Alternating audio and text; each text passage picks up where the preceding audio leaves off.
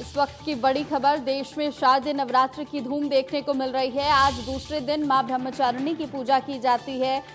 भारी संख्या में लोग मंदिरों में पहुंच रहे हैं और आपको बताएं कि पूजा से मंगल ग्रह के बुरे प्रभाव कम होते हैं। तो मां ब्रह्मचारिणी की पूजा से मंगल ग्रह के बुरे प्रभाव कम होते हैं।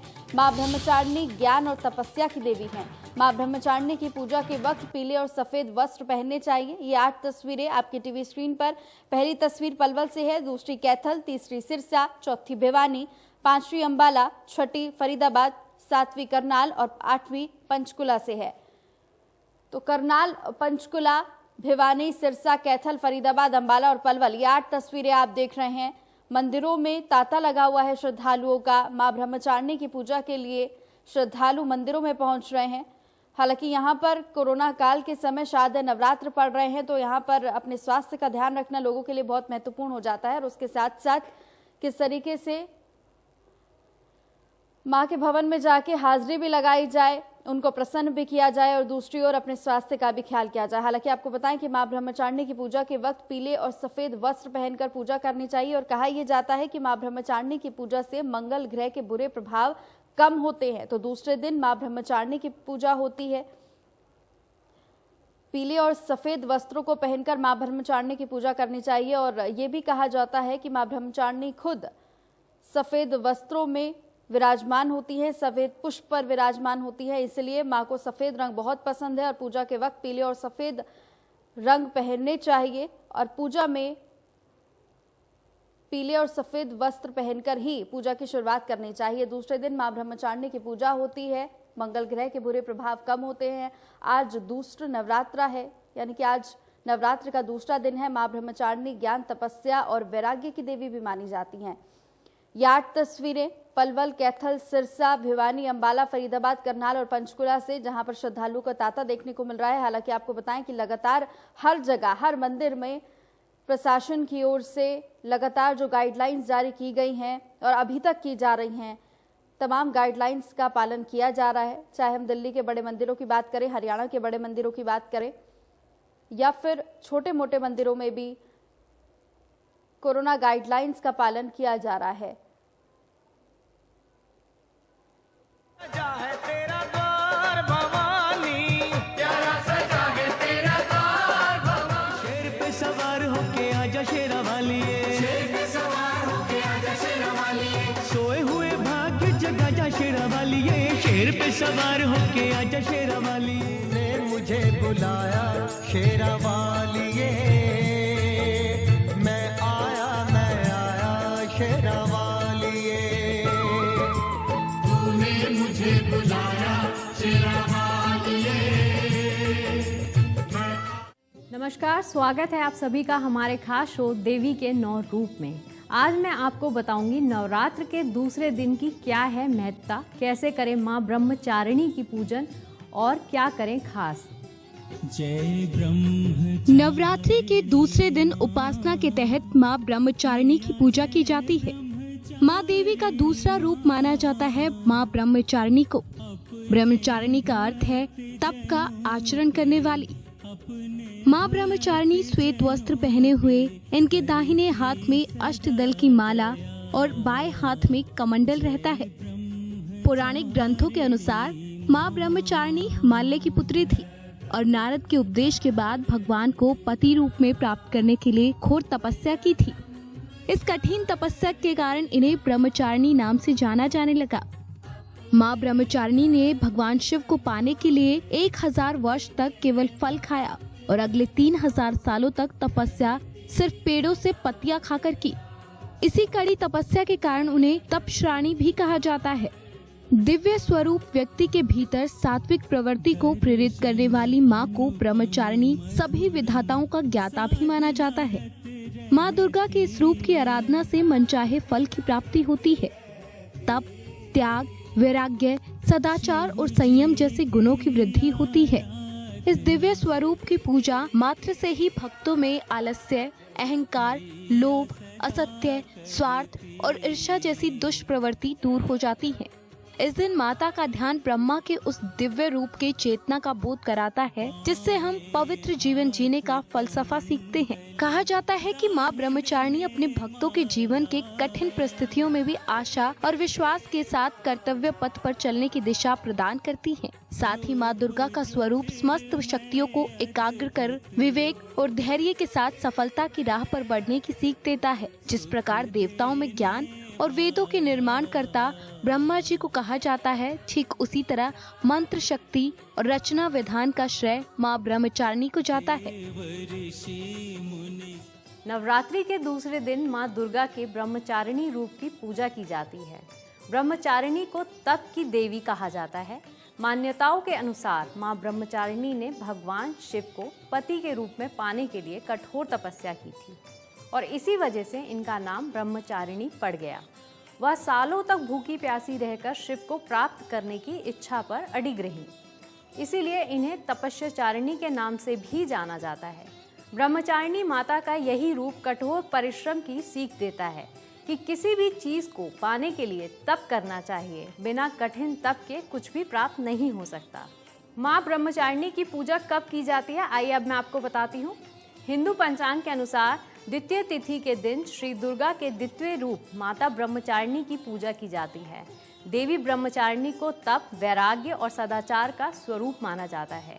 दूसरे दिन इनकी पूजा करने से साधक अपने मन को स्वाधिष्ठान चक्र में स्थित करता है। स्वाधिष्ठान चक्र हमारे शरीर में मौजूद 7 चक्रों में से एक है। यह चक्र हमारी कमर से नीचे के हिस्से में के स्वास्थ्य के लिए बहुत जरूरी होता है। देवी ब्रह्मचारिणी की आराधना से आपको बुद्धि, विवेक और धैर्य की प्राप्ति होती है। देवी ब्रह्मचारिणी का स्वरूप पूर्ण ज्योतिर्मय है। माँ दुर्गा की 9 शक्तियों में से द्वितीय शक्ति देवी ब्रह्मचारिणी का है।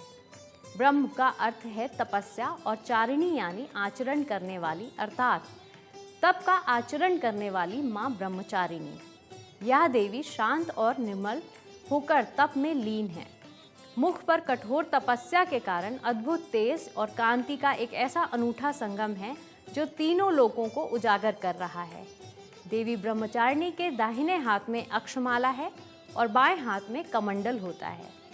देवी ब्रह्मचारिणी साक्षात ब्रह्मा का स्वरूप है, अर्थात तपस्या का मूर्तिमान रूप है। इस देवी की कई अन्य नाम हैं, जैसे तपस्याचारिणी, अपर्णा, उमा। इसी दिन साधक का मन स्वाधिष्ठान चक्र में स्थित होता है। माँ ब्रह्मचारिणी के पूजन से ज्ञान, सदाचार, लग्न, एकाग्रता और संयम रखने की शक्ति प्राप्त होती है और व्यक्ति अपने कर्तव्य पथ से भटकता नहीं है। माँ ब्रह्मचारिणी की भक्ति से लंबी आयु का वरदान प्राप्त होता है। मान्यताओं के अनुसार माता ब्रह्मचारिणी पर्वतराज हिमालय की पुत्री हैं। देवऋषि नारद जी के कहने पर उन्होंने भगवान शंकर की पत्नी बनने के लिए तपस्या की थी। इन्हें ब्रह्मा जी ने मनचाहा वरदान भी दिया। इसी तपस्या की वजह से इनका नाम ब्रह्मचारिणी पड़ा। इसके अलावा मान्यता है कि माता के इस रूप की पूजा करने से मन स्थिर रहता है और इच्छाएं पूरी होती हैं। माँ दुर्गा के दूसरे रूप ब्रह्मचारिणी माता के एक हाथ में जप की माला और दूसरे हाथ में कमंडल रहता है। वह किसी वाहन पर सवार नहीं होती, बल्कि पैदल धरती पर खड़ी रहती हैं। सिर पर मुकुट के अलावा इनका श्रृंगार कमल के फूलों से होता है। हाथों में कंगन, गले का हार, कानों के कुंडल और बाजूबंद सभी कुछ कमल के फूलों का होता है। माँ ब्रह्मचारिणी को मिश्री, चीनी और पंचामृत का भोग लगाया जाता है। इन्हीं चीज़ों का दान करने से लंबी आयु का सौभाग्य भी प्राप्त होता है। ज्योतिष के अनुसार देवी ब्रह्मचारिणी मंगल ग्रह को नियंत्रित करती हैं। देवी के इस स्वरूप की पूजा से मंगल ग्रह के बुरे प्रभाव कम होते हैं। कहा जाता है कि माँ ब्रह्मचारिणी को पीला रंग अत्यधिक पसंद होता है, इसलिए माँ की पूजा सफ़ेद या पीला वस्त्र पहनकर करें। कोशिश करें कि माता को भी पीले वस्त्र ही पहनाएं और आप जिस आसन पर पूजा कर रहे हैं हो सके तो वह भी पीला हो। साबुत लौंग का जोड़ा, सुपारी, पान, दूध, दही से बनी कोई भी चीज़ जो भी घर में बनाई गई हो, जिसका जो माता को आप चढ़ा सकें और स्वयं भी उसका प्रसाद ले सकें, शुद्ध रोली और कुमकुम, माँ को आलता लगाएं और घर की स्त्रियां भी आलता लगाएं। अक्षत, पंचमेवा, संभव हो सके तो अखंड ज्योति जलाएं। दीपक, मिट्टी और पीतल का ही हो सकता है। दीपक माँ की प्रतिमा के बाईं ओर रहेगा। रोजाना 5 दीपक जलाएं और संभव हो सके तो आटे का दीपक जलाएं। अब आइए आपको बताते हैं कि माता ब्रह्मचारिणी की पूजा विधि क्या है। सबसे पहले सुबह नहा धोकर साफ सुथरे कपड़े पहन ले। अब ब्रह्मचारिणी माता की पूजा के लिए उनका चित्र या मूर्ति पूजा के स्थान पर स्थापित करें। माता के चित्र या मूर्ति पर फूल चढ़ाकर दीपक जलाएं और नैवेद्य अर्पण करें। माँ ब्रह्मचारिणी को चीनी और मिश्री बहुत पसंद है, इसलिए उन्हें चीनी, मिश्री और पंचामृत का भोग चढ़ाएं। माता को दूध से बने व्यंजन भी अति प्रिय हैं। इसके बाद माँ ब्रह्मचारिणी की कहानी पढ़ें, उनकी कथा पढ़ें और उनके मंत्रों का जाप करें। माँ ब्रह्मचारिणी का मनपसंद भोग क्या है यह मैं आपको बताती हूँ। नवरात्र के दूसरे दिन माता ब्रह्मचारिणी को प्रसन्न करने के लिए उनको शक्कर का भोग लगाया जाता है। मान्यता है कि इस दिन माता को शक्कर का भोग लगाने से घर के सभी सदस्यों की आयु में बढ़ोतरी होती है। आइए अब मैं आपको बताती हूँ कि माँ ब्रह्मचारिणी का मंत्र क्या है जो आपने मंत्र उच्चारण करना है। या देवी सर्वभूतेषु ब्रह्मचारिणी रूपेण संस्थिता नमस्तस्यै नमस्तस्यै नमस्तस्यै नमो नमः। अर्थात हे माँ, सभी जगह आप विराजमान हो, मेरा बार बार आपको नमस्कार है, मैं आपको प्रणाम करता हूँ। इसके बाद माँ को रोली से तिलक करें। माँ को पान और लौंग जरूर अर्पित करें। यदि आप यज्ञ कर सकते हैं तो कर ले, यह आपके लिए बेहतर साबित हो सकता है। यज्ञ करते हुए आपने यह मंत्र का जाप करना है।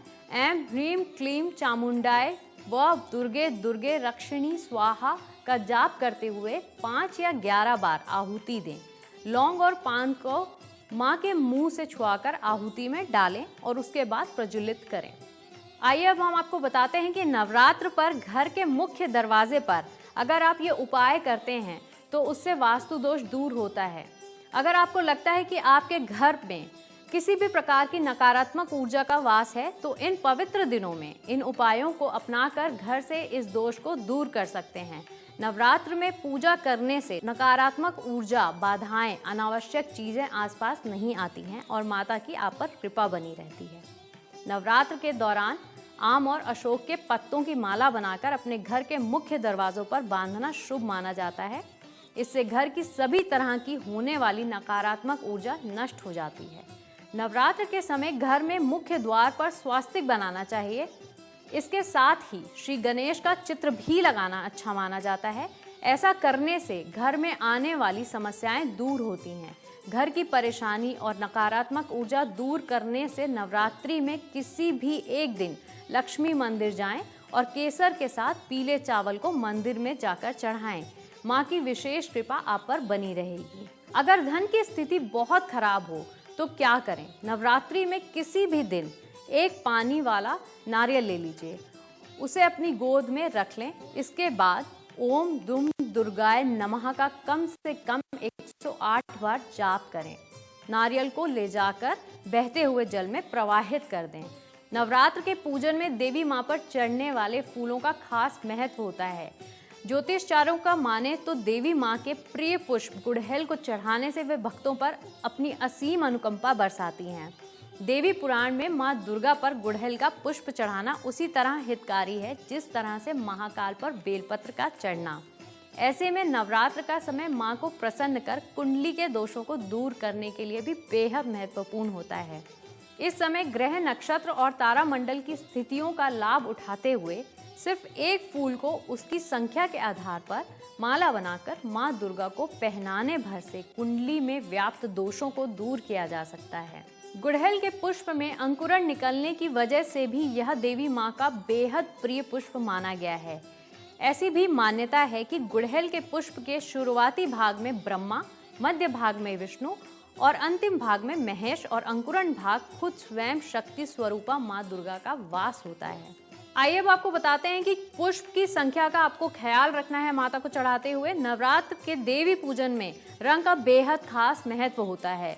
माँ दुर्गा को रक्त पुष्प रंग के पुष्प की माला बेहद पसंद है, इसलिए इसी तरह अंक ज्योतिष के अनुसार माँ दुर्गा के गले की माला को बनाते समय फूलों की संख्या का विशेष ध्यान रखना चाहिए। तंत्र साधना में भी गुड़हल के पुष्पों की संख्या के आधार पर मंत्रोच्चारण से विभिन्न दोषों को दूर किया जा सकता है। गुड़हल के पुष्प में माँ दुर्गा का विशेष वास माना जाता है। पुष्प के हरे भाग में बुध और केतु का प्रतिनिधित्व माना गया है। केसरिया भाग में मंगल का प्रतिनिधित्व होता है। रक्त वर्ण रंग में सूर्य का प्रतिनिधित्व माना गया है। पुष्प के अंकुरण पर गुरु का वास माना गया है। अंकुरण के मध्य भाग में राहु और अंतिम भाग में शनि का वास होता है। पुष्प के बीज भाग में चंद्रमा का वास माना गया है। आज के हमारे खास पेश